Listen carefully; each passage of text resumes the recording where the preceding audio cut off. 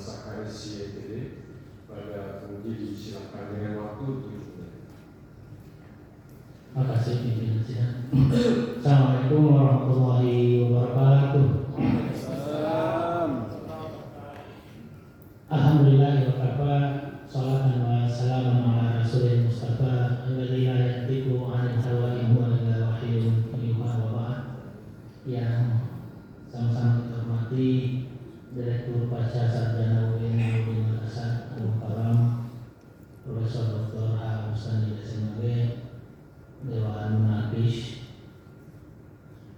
wabil khusus penguji eksternal Dr. Mujahidin Alam, dan yang saya banggakan pemimpin hari ini Siti Maufiroh yang akhirnya sampai di ujung perjalanan pendidikannya di S3, serta Bapak Ibu yang hadir menyaksikan promosi pada kesempatan ini. Izinkan saya untuk bertanya yang ringan-ringan saja, karena saya selaku koordinator 2 ada 2 hal saja ini. Yang pertama, saya ingin mendengar dulu kembali apa yang saudari maksudkan dengan kesetaraan gender, kesetaraan yang dipertanyakan tadi oleh Dr. Laude itu. Kesetaraan pada saya coba singkat. Yaitu posisi yang sama antara laki-laki dan perempuan. Oke, coba dilihat hadis yang diangkat itu tentang baiat. Nabi membaiat laki-laki dan seluruh sahabat ya di Ridwan. Tetapi apa bisa saya mengatakan ini Nabi juga tidak membeda-bedakan antara laki-laki dan perempuan, karena kalau perempuan tidak dijabat tangani, kan mungkin juga perempuan itu mau sekali juga dijabat tangani sama Rasulullah kan? Tapi Aisyah itu tegas di riwayat Bukhari bahwasanya massat iyadu Rasulullah sallallahu alaihi wasallam dia dan meratin illa meratan yang melikuha, itu dari Bukhari itu. Tegas itu. Cuma kan ini Aisyah yang bilang, istri Nabi. Mungkin Nabi tidak pernah lihat Rasulullah menjabat tangani perempuan yang lain di saat Aisyah ada di situ. Mungkin dia perlu kajian khusus itu. Ini hadis dari seorang istri tentang suaminya. Oke, bisa dikomentari kira-kira gimana? Pada hadis itu keterangannya saya belum lanjut yang dimana meneliti langsung, tetapi saya menghubungkan dengan disertasi ini, yaitu hadis tentang baiat perempuan dengan redaksi la usofi nisa, bahwasanya memang Nabi Muhammad tidak menyentuh perempuan ketika membaiat dengan menjaga kesuciannya perempuan itu. Kalau ditarik bahwasanya memang Nabi tidak membeda-bedakan laki-laki dan perempuan ketika laki-laki berbaiat yaitu di jabat tangan ataupun dengan bersentuhan, ketika perempuan tidak. Ini bukan berarti kesetaraan dengan artian karena dibedakan berarti kesetaraannya tidak ada, tidak juga. Tetapi memang Nabi Muhammad menjaga perempuan itu, menjaga kesuciannya, makanya tidak menyentuh. Menjaga kesuciannya dengan artian menghargai perempuan itu. Berbeda ya, dengan yang terjadi hari ini di Indonesia.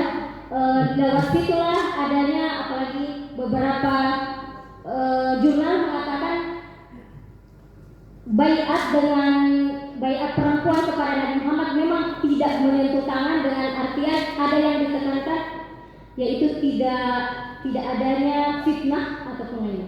Oke, berarti itu bukan kategori membeda-bedakan ya. Tapi memang ini larinya ke aspek hukum. Oke, yang kedua, ini kan kajiannya lebih dominan ke interpretasi ya, dan sudah digunakan 3 teknik interpretasi. Cuma ulama-ulama itu kalau kita baca terutama ulama pensyarah hadis, setiap melakukan penggalian makna di balik teks-teks hadis itu selalu 3 yang terangkat itu. 1, menemukan hukum, melahirkan hukum. Yang kedua, menemukan hikmah atau pesan dari hadis itu. Dan yang ketiga adalah ada fadilah, ada keutamaan. Nah, bisa disingkat hadis, coba di hadis hadis baiat itu dengan 3 aspek ini. Kira-kira apa hukum yang diambil dari baiat itu, apa aspek hikmahnya dan apa aspek fadilahnya? Pada hadis tentang baiat perempuan melahirkan hukum, yaitu Nabi Muhammad menghargai ataupun memposisikan perempuan pada posisinya. Menemukan hikmahnya, yaitu baiat perempuan, kalau kita lihat, yaitu perempuan ingin diakui, terakui maupun mengakui untuk ikut langsung dalam pemerintahan. Keutamaannya hadis tentang baiat perempuan ini, dengan begitu perempuan terjaga keamanannya, kenyamanannya di suatu kabilah itu, suatu negara itu, suatu pemerintahan itu, dan juga perempuan memiliki akses, memiliki kesempatan untuk berkontribusi. Iya, jadi tambahan bahwa dalam menggali makna di balik teks hadis itu, memang pintu pertama yang kita harus masuki adalah membuka kitab-kitab syarah, sebagaimana yang pernah saya sampaikan. Oleh karena itu saya kira apa yang menjadi kekurangan atau belum termasuknya di dalam disertasi saudari, mudah-mudahan itu menjadi perbaikan ke depannya, dan saya selaku promotor merasa berbahagia berbagi saudara hingga pada akhirnya bisa sampai di sidang promosi pada hari ini. Terima kasih. Assalamualaikum warahmatullahi wabarakatuh. Waalaikumsalam warahmatullahi wabarakatuh. Terima kasih. Kita melangkah kepada penguji berikutnya, Profesor Haji Aisyah Kara MAB PhD dengan waktu dialog 7 menit. Bismillahirrahmanirrahim. Assalamualaikum warahmatullahi wabarakatuh. Bapak Direktur Pasca Sarjana yang kami hormati bersama, penguji eksternal, Saudara Magfirah dan seluruh keluarganya dan hadirin sekalian. Saya tergelitik dengan pertanyaan-pertanyaan para bapak-bapak. Pertanyaan saya yang pertama untuk mengarah kepada bagaimana perlakuan Nabi itu begitu inklusif menurut saya. Sumber hadis yang saya katakan tadi belum terdeteksi hadis-hadis ini ketika melakukan tahris pada kitab-kitab Sahih Bukhari, Muslim, kitab-kitab awal. Tidak usah bicara Imam Malik, tapi ya kitab Sahih yang awal ya. Kira-kira kenapa? Itu penuh makna itu menurut saya. Saudara kan mengatakan itu nanti pada nanti kitab Al-Hakim dan lain, tidak pada kitab Sahih Bukhari, Muslim, Abu Daud dan seterusnya. Kira-kira sebagai calon doktor nih, tidak ada di dalam catatan manapun. Saya sedang memikirkan. Kira-kira kenapa itu? Hadis yang terkait dengan kesetaraan perempuan politik. Hadis kesetaraan politik perempuan terdapat dalam kitab Sahih Muslim, tetapi tidak ada di Sahih Bukhari. Bukan berarti tidak sahih, berarti perlu lagi dikaji ulang, tidak. Tetapi bukan sudut pandangnya kalau ketika tidak ada di Sahih Bukhari dan Sahih Muslim berarti tidak sahih lah hadis itu. Tetapi hadis ini, sebagaimana di depan saya telah jelaskan bahwasanya hadis ini sahih lighairihi. Hadis ini tidak hanya melihat dari keluar dari ataupun mukharrijnya, tetapi dilihat orang-orangnya, sanadnya. Bagaimana ulama jarh wa ta'dil menghukumi, apakah dia hafid, apakah dia la ba'sabi, apakah dia syadz dan sebagainya. Jadi hadis ini bukan hanya cukup. Kalau gitu ada kitab Bukhari, Muslim yang saya ingatkan. Oke. Ada di Muslim, tidak di Bukhari, tapi tidak menunjukkan bahwa hadis itu tidak sahih. Pertanyaan saya yang kedua, tadi hadis-hadis saudara sudah mengatakan kesetaraan politik itu tidak dalam politik praktis. Tapi bagaimana kemampuan perempuan atau pengakuan Nabi SAW terakomodirnya perempuan pada 3 hadis kategori hadis tadi ya. Coba saudara pikirkan juga kenapa pada masa Nabi kira-kira menurut saudara sensitivitasnya sebagai seorang ilmuwan perempuan di bidang hadis, kenapa Nabi tidak langsung begitu diangkat jadi Rasul atau begitu tidak langsung Aisyah menjadi gubernur atau Khadijah sebagai gubernur, padahal beliau punya otoritas dan mengakui bahwa punya perempuan juga punya akses untuk itu. Kira-kira apa yang terjadi?